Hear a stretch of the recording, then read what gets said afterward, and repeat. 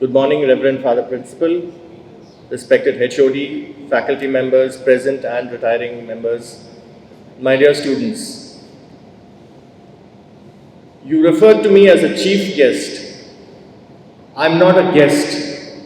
Once a loyalite, always a loyalite. So this is homecoming for me.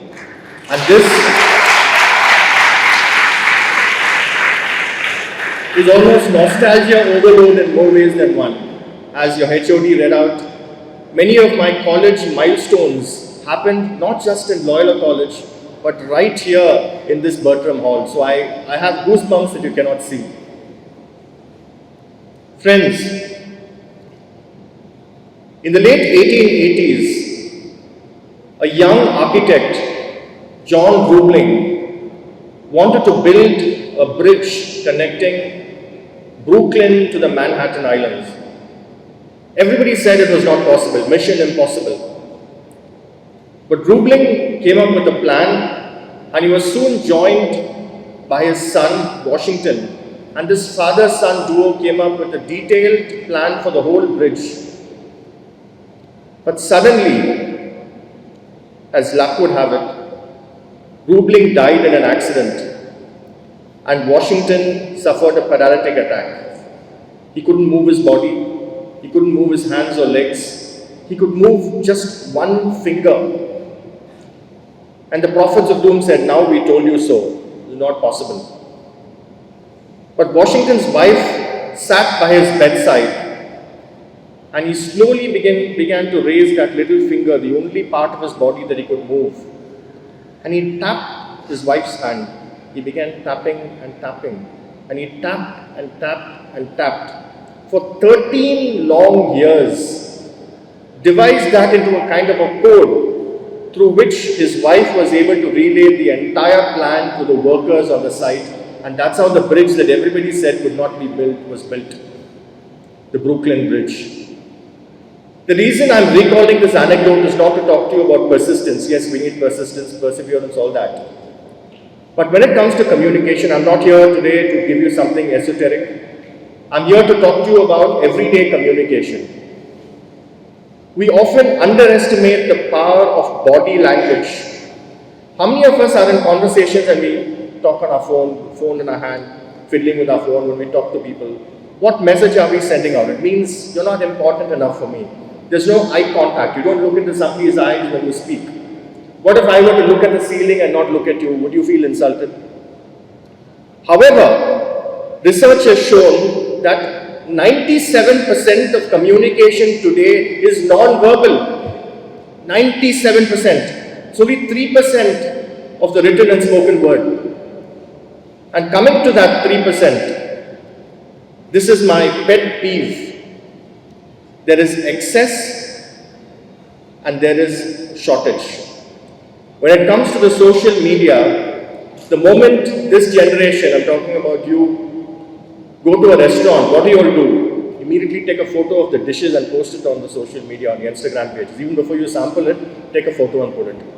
Facebook asks you, what's on your mind? You're happy to reveal what's on your mind to the whole world. You don't even change the settings to friends of friends or friends. It's always public. We're always with our phones. The phones are part of our anatomy these days. We're always typing, we're always scrolling down, we're always forwarding jokes, we're always calling people. We're always connected. And this is a dichotomy. We are always connected and yet we are disconnected. We are always connected. There's a culture of voluntary disclosure. You have to tell people everything. In fact, as a lawyer, I tell some of my clients have got into trouble. They've made insurance claims. And on the same day, they were at the Besanaga beach saying, I'm having a whale of a time. Insurance company shows that Facebook screenshot to deny an insurance claim. These are things that really happen. So we are always telling the world what's on our mind, what we are planning to do, where we are checking in. You go to a restaurant, you go to a place, checked in. So if I were to check in people, you don't need intelligence people to keep a tab on you. Checked into Loyola College, Bertram Hall. Privacy is a fundamental right, but we violate our own privacy in many ways. And this is a cause for concern. We also at the same time remain incommunicado. We just don't respond. How many of us respond to emails, to letters, Most of us don't write letters anymore, but emails, WhatsApp messages. We're happy to forward jokes, but we actually respond. I wouldn't have been here if Dr. Vidya had not sent me a WhatsApp message, a very unobtrusive message. Instead of calling somebody, it's always good to send an entire message. How she got my number, who she got my number from, what is it about, the time. Then I said, look, I have to be in court at 10:30, I cannot be here at 11 o'clock. I said, okay, we'll change the time. The entire interaction happened so professionally on WhatsApp. Please give her an applause for that. Followed by Professor Ashwin, who sent me a very polite mail and responded to that as well. These are good examples that you have in your department. Cherish them. Very often when it comes to emails, people don't reply because they think they are too big or they are too busy. If you are too busy, you will have a team in place. Why don't you respond? Responding to an email shows courtesy. There are so many times we've had interns, students writing to us. When I was at NDTV, we would get about 300 mails a day. People asking for a job, people asking for internship. You don't lose anything by sending a one-line mail.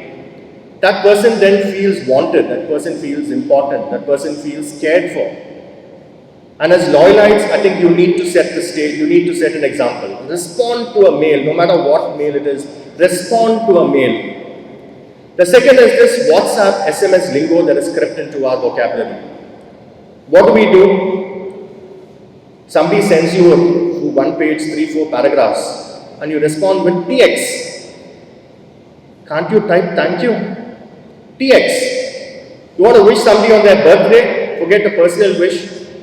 You can't type happy birthday, HBD, BRB, right back, talk to you later, TTY. Okay, even if you don't write OKAY, you can at least write ONK, K. What is this cryptic lingo?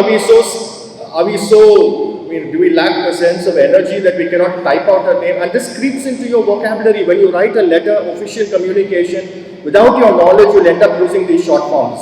And that will not send out a good signal.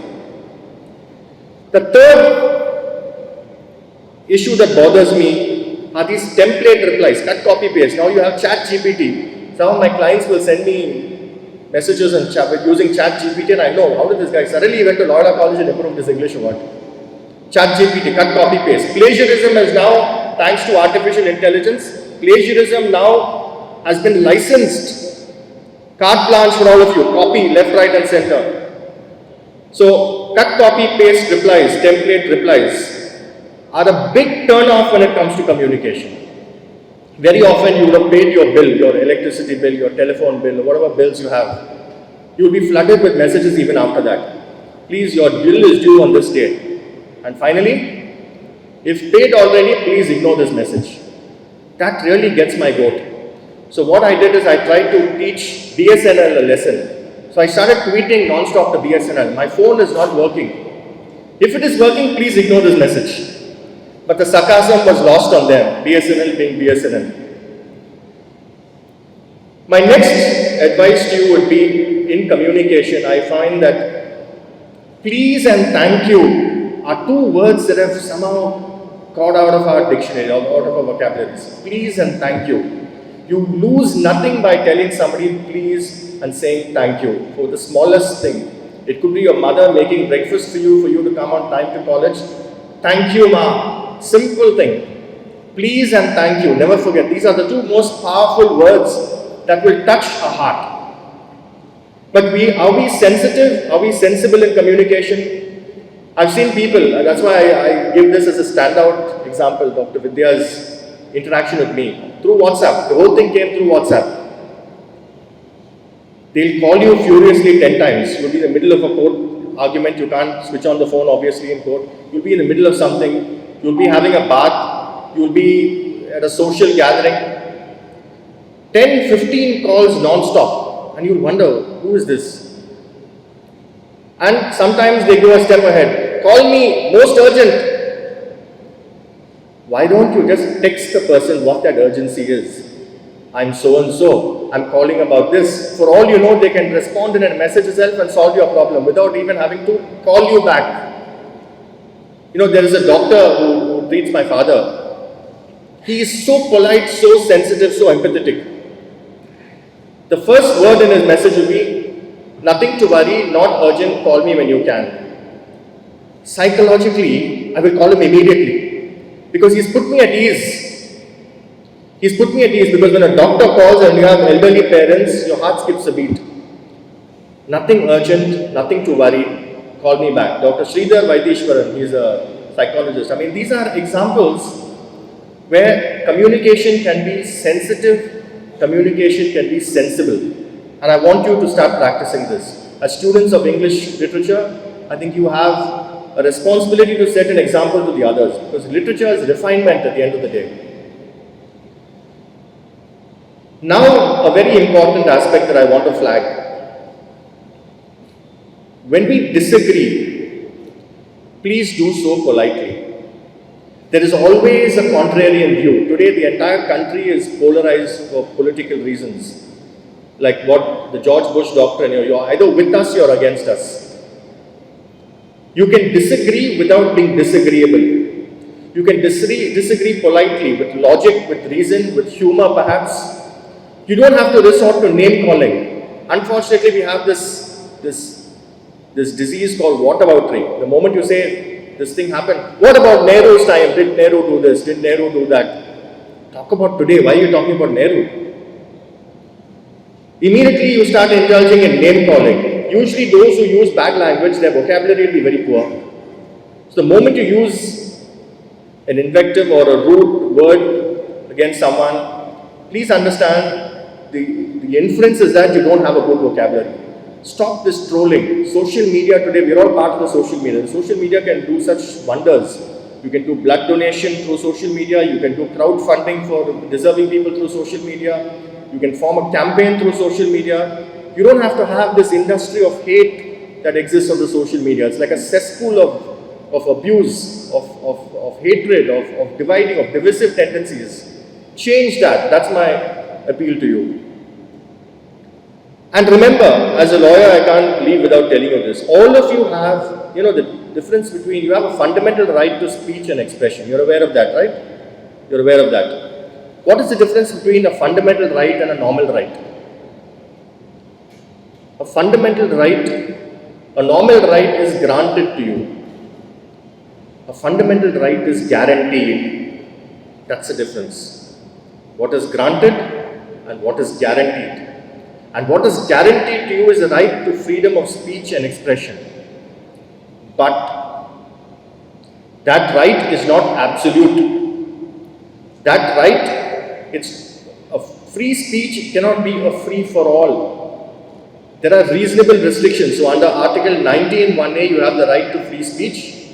Under Article 19(2), there are reasonable restrictions. You cannot defame someone, you cannot incite violence, you cannot foment trouble, you cannot speak against the nation in a sense. Speaking against the nation is different from speaking against the government. Please understand, there are two different terms here.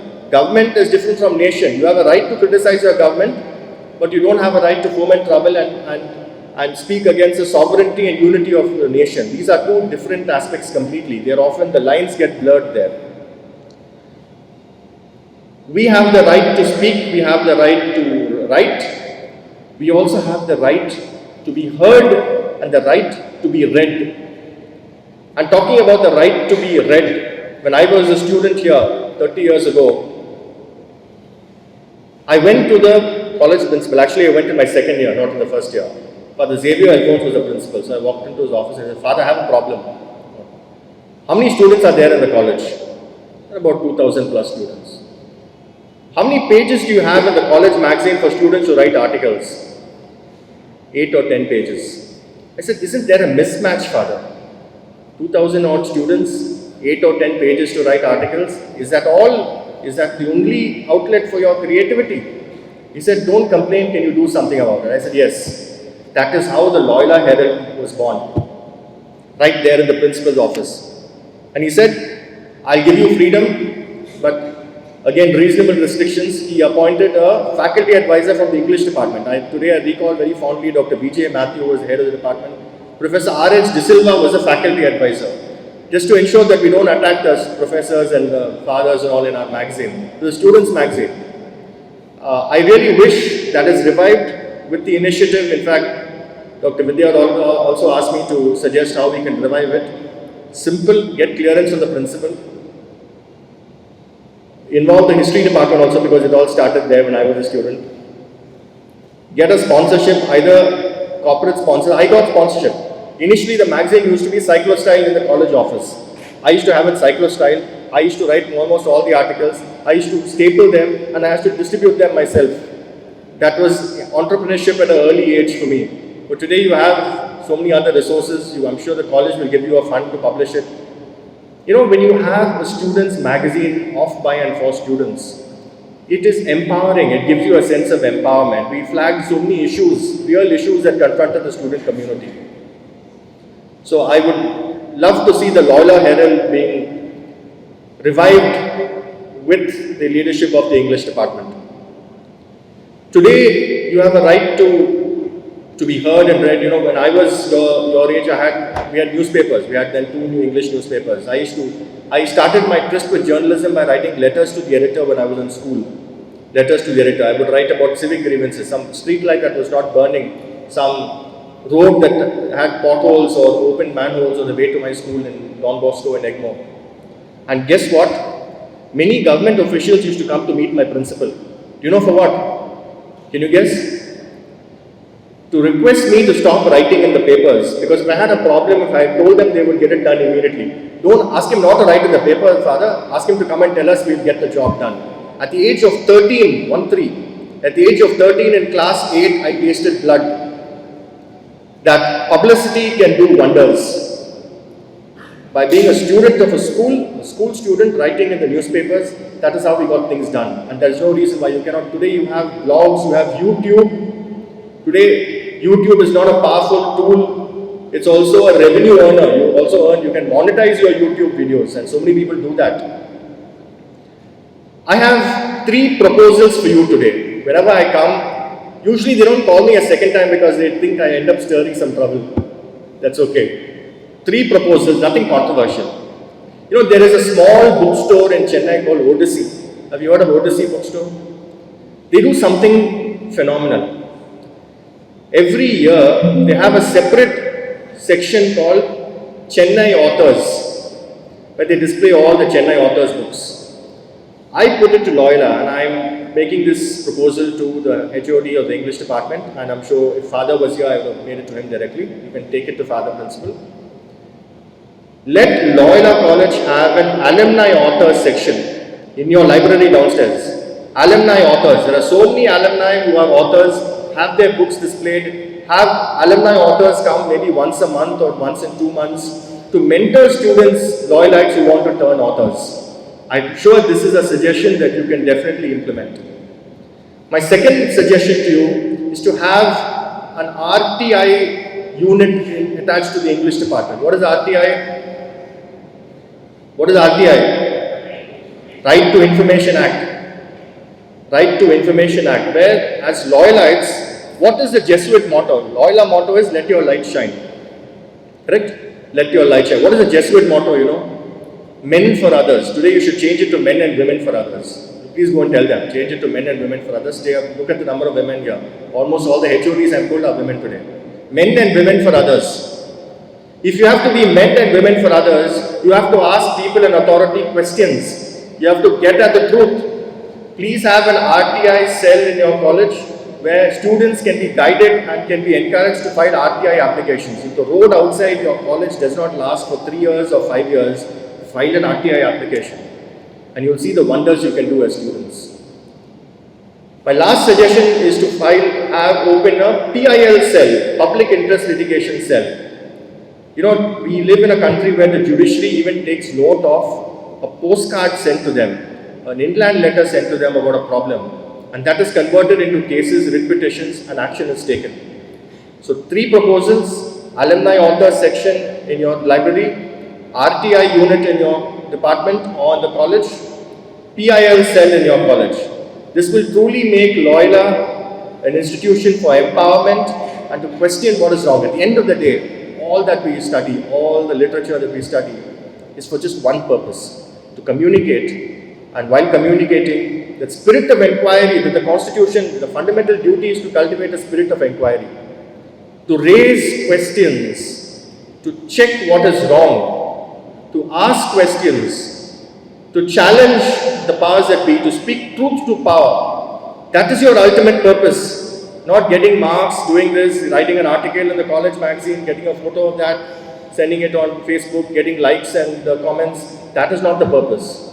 This English Association function is not a photo op. It's much more than a photo op. It's to bring about change. It's to herald change. The Loyola Herald can herald change as well. And finally, I'll leave you with what my former colleague at NDTV once said beautifully.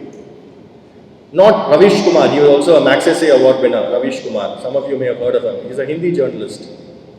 He said, not all battles are fought for victory. Some battles are fought to show that there were people on the battlefield. So thank you very much. And I almost forgot to say the two young, my friends who sang the prayer song, what beautiful voices they have, you know. Such standout talent. We must encourage each other, because part of growing is to encourage each other. Every single student here present, I'm not saying this to get another round of applause. Every one of you present here has a talent. You all have a talent. This is the place where my talents came to the fore, where I honed my skills. Loyola is a place to take it to the next level. So all the very best. I don't believe in luck, I only believe in grace. So I will leave you with the best of grace. Thank you.